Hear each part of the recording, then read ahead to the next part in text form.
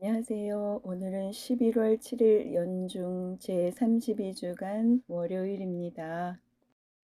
오늘 제1 독서는 사도 바오로의 티도서 시작입니다.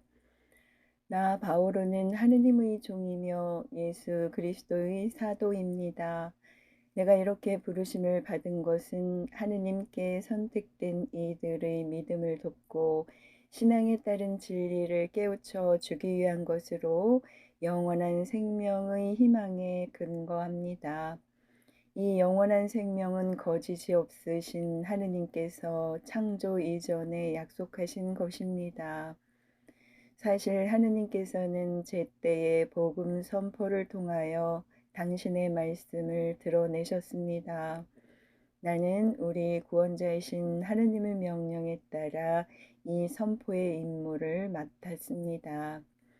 이러한 나 바오로가 같은 믿음에 따라 나의 착실한 아들이 된 티토에게 인사합니다.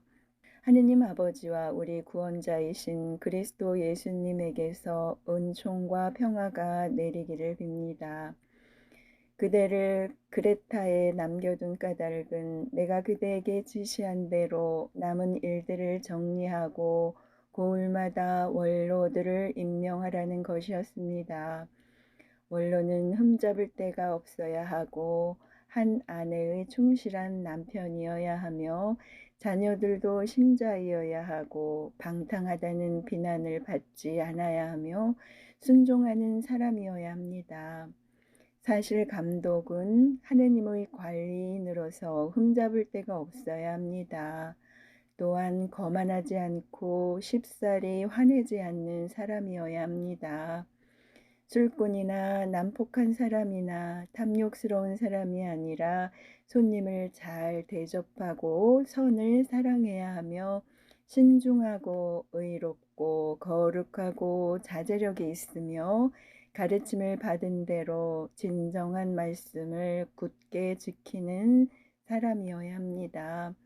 그래야 건전한 가르침으로 남을 격려할 수도 있고 반대자들을 꾸짖을 수도 있습니다. 주님의 말씀입니다. 하느님 감사합니다. 이어서 루카 복음입니다. 그때 예수님께서 제자들에게 이르셨다. 남을 죄짓게 하는 일이 일어나지 않을 수는 없다. 그러나 불행하여라. 그러한 일을 저지르는 자, 이 작은 이들 가운데 하나라도 죄짓게 하는 것보다 연자매를 목에 걸고 바다에 내던져지는 편이 낫다. 너희는 스스로 조심하여라. 네 형제가 죄를 짓거든 꾸짖고 회개하거든 용서하여라. 그가 너에게 하루에도 7번 죄를 짓고 7번 돌아와 회개합니다 하면 용서해 주어야 한다. 사도들이 주님께 저희에게 믿음을 더하여 주십시오 하고 말하였다. 그러자 주님께서 이르셨다. 너희가 겨자씨 한 알만한 믿음이라도 있으면 이 돌 무화과 나무더러 뽑혀서 바다에 심겨라 하더라도 그것이 너희에게 복종할 것이다. 주님의 말씀입니다. 그리스도님 찬미합니다. 이어서 오늘의 묵상입니다. 오늘 복음은 공동체 생활에 관한 예수님의 3가지 말씀을 소개합니다. 남을 죄짓게 하지 말라는 경고와 형제의 죄를 몇 번이고 용서하라는 권고, 그리고 믿음의 힘에 관한 말씀입니다. 첫 번째 말씀에서 남을 죄짓게 하는 일이라는 표현을 직역하면 남을 걸려 넘어지게 하는 것들이 됩니다. 스스로 죄를 짓는 것도 문제지만 권모 실수로 형제가 구원의 길 위에서 걸려 넘어지게 하는 것도 잘못이라는 지적입니다. 그런 사람은 차라리 연자매를 목에 걸고 바다에 내 던져지는 편이 낫다라고 예수님께서 말씀하시는데, 그만큼 형제를 죄짓게 하는 행위가 얼마나 무거운 죄인지 강조하시는 것입니다. 두 번째로 하루에도 7번 죄를 짓고 7번 돌아와 회개합니다 하면 용서해 주어야 한다라는 권고가 등장합니다. 여기서 일곱이라는 숫자는 7회만 용서하면 된다는 가르침이라기보다 완성을 나타내는 숫자 일곱이 드러내듯 회개하는 형제를 끝없이 용서하라는 뜻입니다. 세 번째 말씀에서 예수님께서는 믿음의 힘에 관하여 역설하십니다.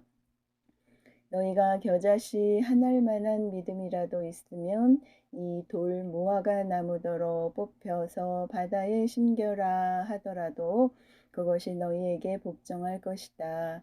겨자씨는 매우 작지만 돌 무화과 나무는 웅장합니다.